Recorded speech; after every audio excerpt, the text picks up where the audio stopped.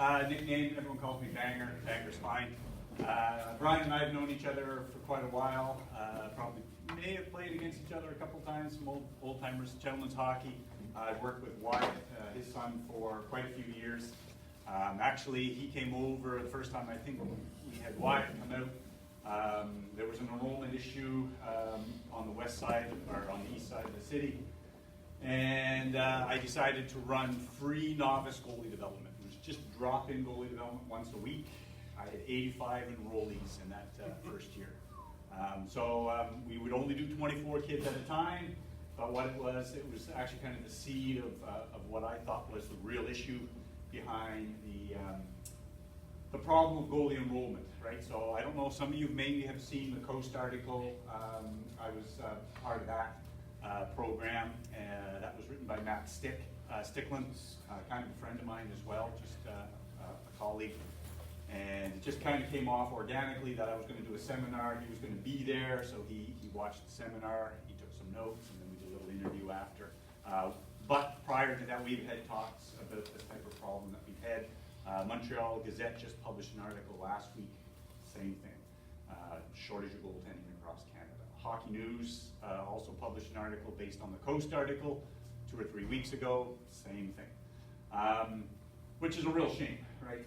I can definitely see sometimes in the city, some regions kind of have some ups and downs. So when there's too many goalies in one area, there's not enough goalies in another, a little bit of a sharing that goes on. But what we're seeing now is across the board, across the country coming down. My initial thing wasn't so much about goalie enrollment. I think what I had planned and what vision I had, that would be taken care of organically, like naturally, if we did some other things differently. And maybe I'll throw it out here for a question. This is a fairly new seminar for me, but if you run into me in the hallway, at the rink, or in the stands, I'll talk to your ear off for 2 hours about this topic. Lots of ideas about it. Okay. What are some of the reasons why do you think the enrollment is down in goaltending? Cost of gear. Cost of gear. Okay. Pressure. Okay. Yeah. Anything else? Everybody wants to be a Sidney Crosby or Nathan McKinnon. Yeah, there's a bit of that too now, right? And that goes in waves, right? That definitely goes in waves. Yeah, those are all legit. So there's a few things that kind of line up. Yeah. For a goalie, the kid has to want to be a goalie. Yeah. Yeah. Then you need a parent that's willing to let the kid be a goalie. Yeah. And maybe get some money factor that comes into play there. Yeah. Yeah, definitely. All those aspects are very, very correct, and that pretty much goes across the board. I'm a little hesitant on the money side, but definitely that's kind of an easy one. First off, hockey's a crazy expensive sport. If you've already committed to $7,000 for rep hockey this year, or $8,000 for rep hockey, an extra $1,000 for used goalie gear. That may not be the breaker in my mind, but definitely finding goalies that kids that want to play goal. This on my experiment, we're not short. There are a lot of kids that want to play goal. Okay, definitely. Sidney Crosby's having a good year. Nathan McKinnon wins a Stanley Cup. Kids are starting to think about forward and scoring goals. It would be nice if we had, especially in this region, a couple goalies that had some success at the highest levels. That could change things a little bit. We've seen that in Finland. That's what happened when Mikko Kiprusoff cracked the NHL as a legitimate full-time starter. It exploded in Finland because a lot of Finnish kids, hey, being a goalie was my route to the NHL, right? I'm not going to be there as a Finnish defenseman, right? I could be there as a Finnish goaltender, right? And that kind of caused that to explode, which I think is a really good dynamic, right? Definitely parents wanting their kids to play. This is the big one. This is where I feel it gets cut off for the most part. And again, many times they say it is cost, but I think that's just kind of, that's not really from the heart. That's an easy thing to say, oh, that's a lot of money, right? But the other thing is, pressure. So pressure to me is the big one, like the understanding of what happens with a goaltender. And I really believe in this pressure element. 8-5 game out there right now. I can see the little one goalie there in the corner crying with one of his coaches talking to him, right? That's, 11-year-old to 12-year-old, these goalies, even at that age, they feel the pressure.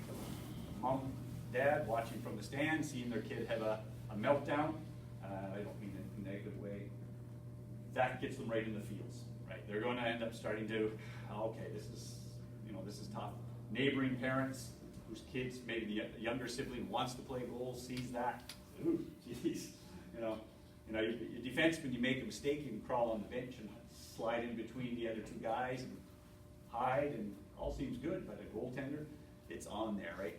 I believe it was Glenn Hall that said, it's the only job where when you make a mistake, 15,000 people yell at you, and your mistakes are right on the board for the rest of the night, right? So it's a lot of pressure. The other element that we probably didn't get into, and this is kind of where we fall into this this role, is a lot of parents, and even the goaltenders themselves, very young goaltenders can feel it, is a feeling of isolation. Not only isolation in the game, but isolation in practice.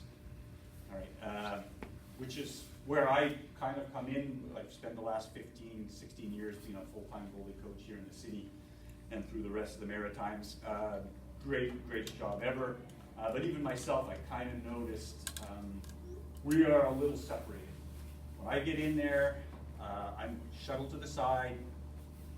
45 minutes if I'm lucky with the goalies, or 50 minutes, or sometimes 30, sometimes less, but rarely that, because they're paying me whatever, 60, 70, 80, $90 an hour, so they're going to try to make the most use of me, which is good, definitely if I'm going to be there only as a visitor. Though, I felt many times like a babysitter, and that the coaches, they knew that they needed something, but they didn't know what, so they bring in a professional, myself, Brad, Charles, Jack Cardigan, Joe Johnson, all these guys, very good, know their stuff, and they get put aside, work with the goalies, but the coaches haven't made the step across. So my last really busy year, I think it was 2018 season, I had 45 teams I worked with that year. I was close to 900 hours of ice sessions over that winter season. Over those sessions, I had one coach come down to me once for 5 minutes to see what we were doing. And that was a big eye opener. I said, oh, this is like, and I've always said, and I've said to Brian, when we've talked about this before, but I've said to everyone in the association that I've dealt with, I will do these seminars anytime you want, drop of a hat. I love to coach the coaches because this is where I feel the disconnect is. So this isolation, combined with the pressure, this lack of support, or the lack of promise of support.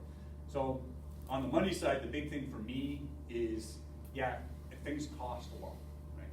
So goalies pay the same registration.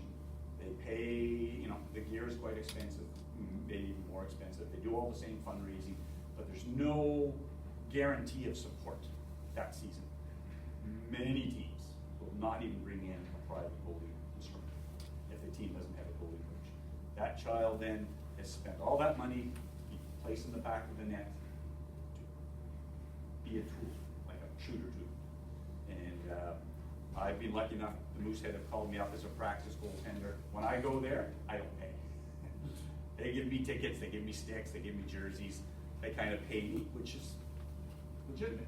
So if your goaltender is paying all that money and then is used only as a tool, that's wrong. It should be the other way. If you're going to just use them as a tool, you pay them $25 an hour to go out and take shots.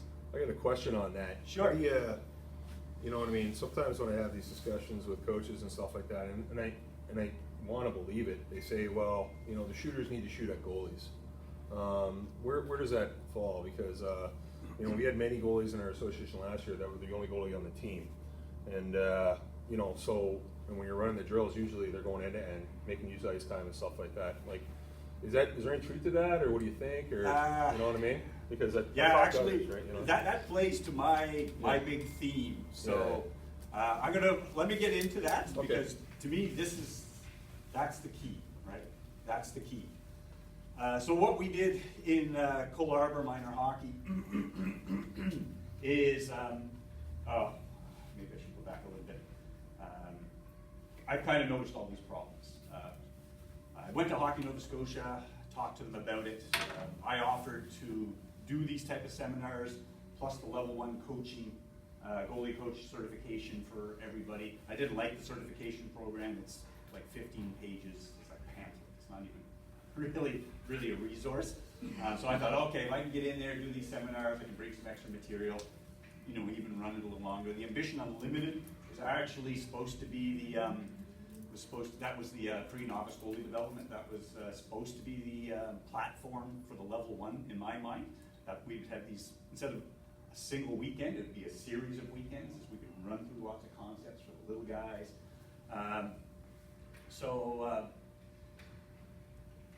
But Hockey Nova Scotia, they, as soon as I got in there, they said, well, we really want you for the high performance program. Well, I said, I don't think there's a problem there, right? You know, if I go to the high performance program, we're talking, you know, 12 or 18 kids on the ice there with me, and every kid there's had $15,000 in private training. I'm not changing them on a weekend, right? So I said, no, we got the problem down at the grassroots.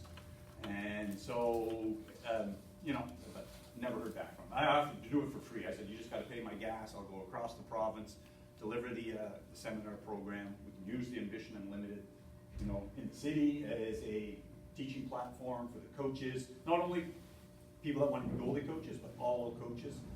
And that's kind of where I got into this next thing, is this disconnect where the goalies are isolated from the team. Even if you're bringing in a private goalie coach, this goalie coach and the kids still have a divide. Sometimes you even literally put bumpers in the middle of the ice. So physically, yeah, literally and metaphorically, they're divided, which is kind of a shame in my mind. So my program in Cole Harbour minor hockey is to kind of bring the goalies back into the team, right? Not to create this divide. So when you bring John McWilliam's not a good example, but he played a lot of hockey. But you know, if you bring Todd Landon out just for skating, or Marie Bonus, or even Jill Plandowski, I mean, they're very amazing skill coaches, right? They know a lot and unbelievable teachers. But once they're done, you know, doing what they can actually do, they're pretty much, you can't ask them for anything else. You can't ask, you know, Todd Langdon, who's a speed skating coach, well, what happens when my defense, or when my forward's going into the corner and there's a big defenseman leaning on him? How is he going to make that turn? Well, I don't know. I don't have the defenseman hanging off your pad in speed skating, right? Or, you know, they can definitely teach, but they don't have the connect to the game. However, I feel goaltending does, right? And goalie coaches do, and experienced goalies have a very strong connect to the game. I quite often ask this, see if I can get all the names. Brian Hayward, Glenn Healy, Darren Pang, Kelly Rudy, Kevin Weeks. Anyone know what's similar about all these names? They're all ex-NHL goalies. What else do they do now? They're analysts.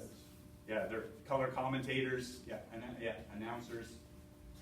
They know the game. There is no better person to ask about the game. The only thing I can't coach is neutral zone read rooms. Yeah, that's a mystery to me. Offense, I know. Defense, I know. I know goaltending. All right. And so I kind of often thought about that you know, they take the goalie coach, put him on the side, do their things. All right, you've done your magic. You're done. We don't need you anymore. And then they grab the goalies, throw the goalies in the net, and then they run the drills as they do. And the goalie coach is not really integrated back into the program, whether he's private or even if he's a volunteer. Quite often he's still separated, doesn't have a voice. It's a bit disturbing to me.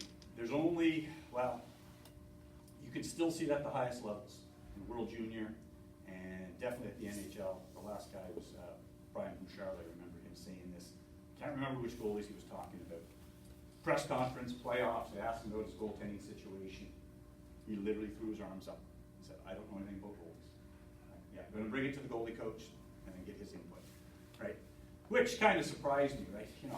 Yeah, you may not have to know all the minutiae of goaltending, but if you're gonna be a head coach at the highest level, it would be no different than, Bill Belichick in a press conference after a bad Sunday, and they asked him about, his quarterback situation. And if he said, I don't know anything about quarterbacks, he would have his pink slip on Monday.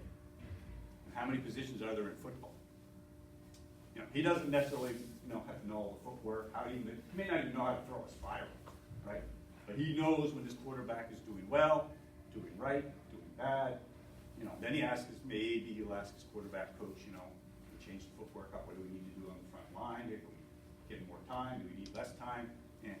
But he would never ever say that. Same thing most of the time, and I'm not going to try, I'll sandbag you guys. What's a goalie's job? Stop the puck. Who said that? Stop the puck. Stop the puck. No. I already know the answer. It's not his job. Well, it's part of his job. Sorry, I don't want to sandbag anyone on that, because this is a pat answer. This is actually usually how I would start the seminar. What's a pitcher's job? Throw strikes? Throw a ball. Just throw it. Well, actually, his job is to get people out. He may not even throw a single strike the whole game, get a shutout, no hitter. Goaltender could do the same. Goaltender could play extremely well, very technical. Every shot misses the net because he played it well. Didn't stop a shot, got a shutout, likely won the game. Right? So goalie's job really is to prevent goals. Right? To prevent goals. Now, part of that obviously is if there's a puck on net, he's got to stop it in that role, right? But what comes from that is rebound control, right? Instead of bad pucks, catch a puck, right? What's better, right? Puck off the pad and out, or puck in your glove? Yeah, right. Why, you don't want to make that second save? You don't want to try to stop that second shot? Yeah, there you go. Lazy goalies. Lazy goalies. Yeah, no, that's exactly right. My goalie coach mentor, he always said the best save you'll ever make is the one you don't have to. How about this one? This is the one most goalies love. Guy swings around behind the net with the puck, tries to feed it through the slot, and you cut it off with your stick. That feels great, doesn't it? No one else probably recognizes what you did, but you've broken up a really dangerous play. Not even a save, not even a stat, right? Not even a statistic. But that's the best play. It feels good too, doesn't it? Yeah, you just killed it right there, right? Same thing, puck handling, right? Puck handling is about maintaining possession. If we have possession, they shouldn't score. The other team shouldn't score. Same thing, right? That's preventing goals. So just even that little concept there is that that goalies and goalie coaches have a very different way they look at the game. But I think it's very important that the coaches understand that part of the game in order to bring the goaltending back into the house. Okay? So that now that you understand that the goalies, and this was actually the key on this, what's the defense's job? Or when you're in the defensive zone, what's the defensive job? To prevent goals. Now the goalie's tied in. He's tied in exactly like that. Many times. I rarely like to isolate the goaltenders in comments, even when I'm talking to the goalies. It's always team defense, and that includes the goaltender. So flipping on the other side, what can a goalie or goalie coach offer? So I've been playing goal for 42 plus years. If I'm an expert on anything, it's how to get scored on. Every way imaginable. I've yet to see a way in the NHL, highlight package that hasn't happened to me multiple times. But I get an understanding. Goaltending is a very, very competitive position. And when I mean by competitive, the difference between a starter and a backup in the NHL is one save every 4.5 games. One save. The one year I remember Hammond and Anderson in Ottawa. The difference between Hammond and Anderson was one save every 20 games. One guy's making $8 million, the other guy's making league minimum. So the guy down here at the bottom making league minimum, how hard is he going to work to make that extra save? So there's that competitive drive. So goaltenders always study the players. run goalie goal scoring seminars because of my expertise on how to get scored on, and we'll do some stuff out on the ice there a little bit, plus some goalie management on the ice. I'd like to start with this question. So you're a Bantam, are you? U15? Yeah. So some of this, maybe you know. Who here knows what a datsuk is? And you know what a datsuk is? Yeah. Okay. Sounds good. All right.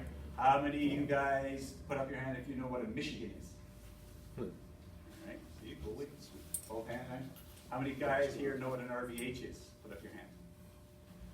1, 2, 3, 4. Not a lot. Okay. So this was a room of goalie coaches, and I even said the word RVH. By the end of the session, they would probably be RCMP here pulling people out of the room. That's how controversial the RVH is. But most coaches, and I do this on the ice with players, and I have 18 players, 6 goalies, do the same questions. The players have no idea what an RVH is. We'll show what an RVH is outside, but it's a very controversial thing. You see it, you may recognize it, but it's controversial for a lot of reasons, and I know most of the stuff, like between Brad, Jack, and Joe, our agreement is about 98%.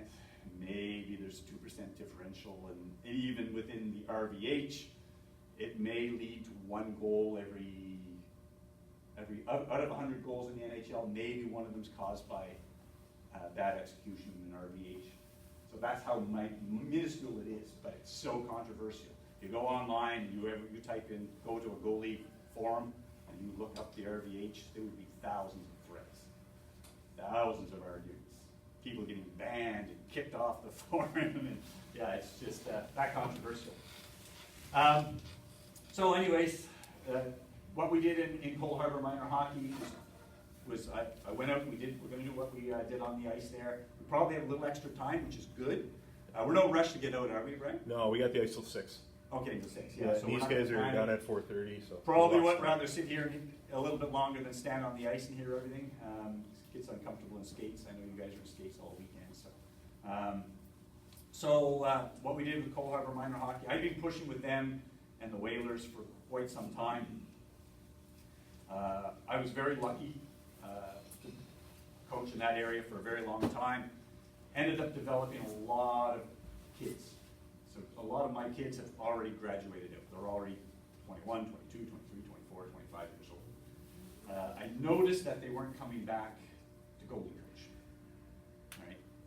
So I would go out on the ice, and many times there would be a team, the 8 coaches on the ice, not a single goalie coach. And I had all these graduates that had finished out of my program, but they weren't coming back. So there was something broken in that cycle, which really, really bothered me, right? And so with Cole Harbour Minor Hockey, finally when things the last 2 years, it was actually just the year before the pandemic, we had started to sit down and say, the next year we're going to try this.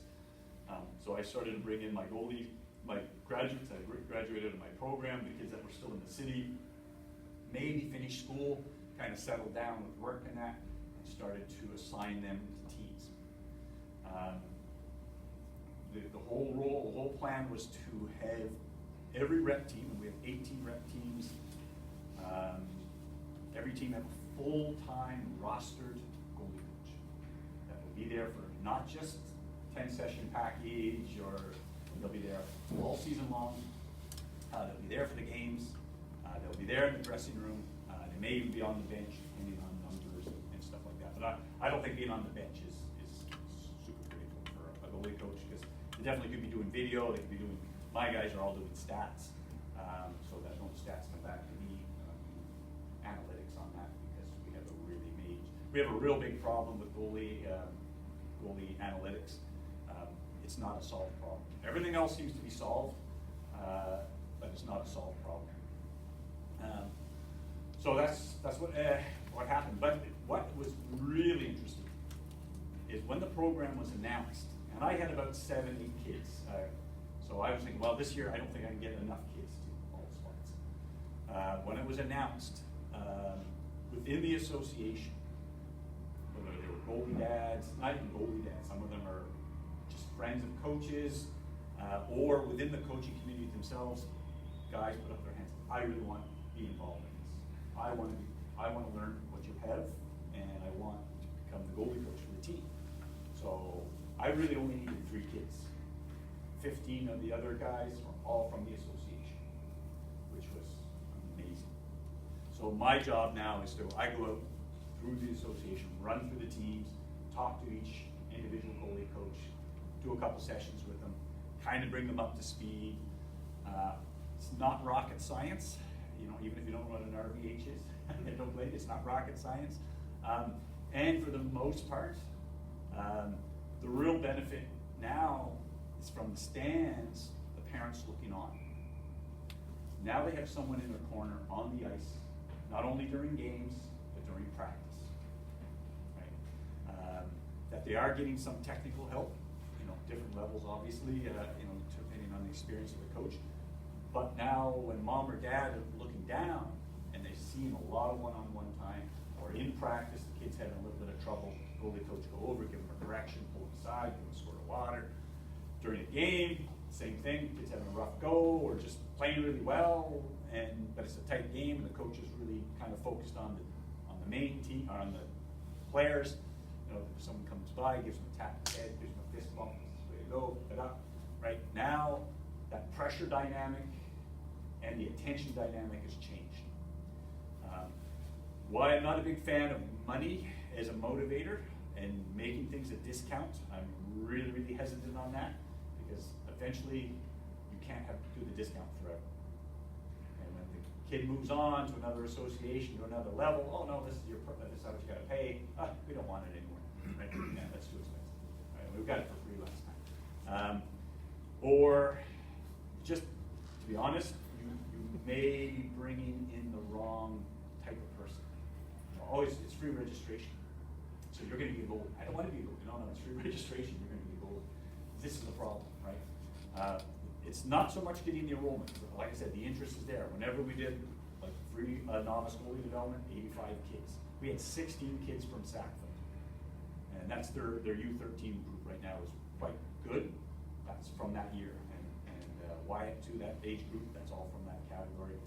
Same thing, Cole Harbour, we got 14 goalies at U13 because of that addition. Yeah. The year before, we were 4. Just if you don't know about this program, this is a program you set up for nothing, for free. So you just showed up, and it was very introductory, and it was basically funded through donation. And it was excellent for just introductory things. Yeah. So definitely, something I may consider down the road. I had a ice agreement with East Coast Varsity because I was working there at the time, and they gave me the ice at a Saturday afternoon ice for friends and family discount price. So it wasn't, I wasn't getting the butt too badly. And we did put a jar out for tips or donations, and basically covered the ice cost. Didn't pay. I didn't look. I didn't ask, and we just put it out.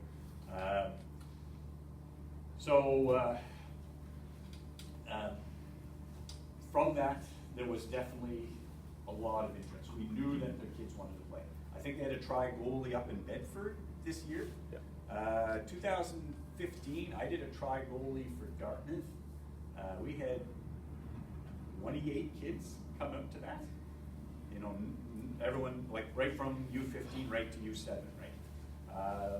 What we are doing now in Cold Harbor minor hockey to find goalies that want to play goal, myself and my assistant, Colin, we go up to the U7. We talked about this bond gear. We go up to the U7s. We pay a lot of attention to the U9s, especially the intermediate and developing skill categories, where they may not have goalies, and get kids to put the gear on and give them instruction. So it's not just slapping gear on there and sending them out to failure. It's slapping the gear on them, and then how do you stand? How do you get up? How do you hold your goalie stick? Right? And then if you've got time, you throw them in there, get a few shots from their buds, and then next week it's the next guy. What we find in these type of programs, we haven't done it a full year in Cold Harbor, but Colin and I were heavily involved with Ringette, and Ringette has a goaltending problem, and when they get a lot of goalie numbers, I get fired, and then the goalie numbers go down, they bring me back, so I've seen the wave 3 waves now. But we are really stringent on it, that when they bring us in for an association-wide program, that the U10, which is the youngest age category, competitive again. That we are allowed to come out to the U10 sessions. More than the U18, AAA, or whatever, we want to be out with the U7s, or U8s, or U9s, or U10s. Because this is the grassroots. This is where you catch them, where you give them a proper introduction to goaltending, skill development, give them a chance for success, let them know, hey, you know, if you become a goalie, you get your own coach, right? You know, you're gonna share maybe with your goalie partner, but you're gonna get a lot of attention, you're gonna be set up for success. You know, if you're having trouble, you're gonna have someone jumping in there within a day to give you help, right? Or to talk, just even talk, right? And I'm a goalie, like, you're gonna get scored. It's just the nature of the beast. Just don't let in bad goals, right? Don't let bad goals in. And so yeah, that's through those things and that type of program, we think we're hitting all those hesitancies. The money thing, I'll lay it aside right now, rather than discounts and registration and stuff. What I propose to the association is that that you can give a discount to registration only if the goalie parents bring in receipts for goalie training over the summer. So we should have the association subsidize goalie training. So if you had a $500 goalie camp, bring it in, and you get $250 off your registration. That was what I proposed, and I thought that was great. And in my mind, that's good too, because this is encouraging the right type of kid. So you get a monetary incentive to train, not a monetary incentive because, yeah, Johnny, you're a goalie. I don't want to be a goalie. Yeah, you're a goalie because it's free, right? Now they're going to go to a week-long camp, get the snot kicked out of them. You're going to definitely know by the end of the week whether they really want to do it or not, because that's a test. So yeah, those things. It's the first year for this program. Brian and I talked about it quite a bit, actually, as I was trying to bring this to fruition. Hopefully, we can migrate this program elsewhere. I think, you know, the first thing I've said to Brian is that for the goalie coaching situation, start to reach out to the association. If you need to bring a professional in, like I know Brad ran sessions here for a while too. You got Justin Ritzy. Is he at the AAA coach now? Yeah, and he still runs our Keepers Club. And stuff like that. Okay, he runs the Keepers Club. Yeah, these are the guys, and I've had a couple of associations from Ontario call me about this, and I said, rather than, you know, getting Brad to coach the goalies, get Brad to coach the coaches. Coaches can coach the goalies, right? And so that we can get a bunch of goalie coaches, not necessarily goalie coaches. They could be just an assistant coach. They don't even have to have played goal. They understand. They're not Bruce Boudreaux's. They kind of know what's going on now, right? And that they can provide some attention at every practice. And eventually, you may find a couple guys. Hey, I really like this, or really, even a couple of the coaches in Cole Harbour have never played goal before. You know, good hockey players, but they're fascinated with the position, and say, yeah, you don't need to be a goalie coach, right? If you have questions, you can ask me. Thousands of hours of video online. There's no issue with any of that stuff. So, with all that, you know, with every team, the goalie coach on there, like I said, I think we've hit all the marks on the hesitation of the parents. Like I said, it's the first year. We'll see. We've had 38 goalies now in Cole Harbour minor hockey. Parents were obviously over the moon about this program, and I think we're headed in the right direction. Yeah, I had a couple more points, but maybe we'll address them on the ice because we'll address them in terms of how to use a goalie in practice and why I think this is the key to Canada regaining its dominance in the goaltending position. Right now, eliminate Carey Price,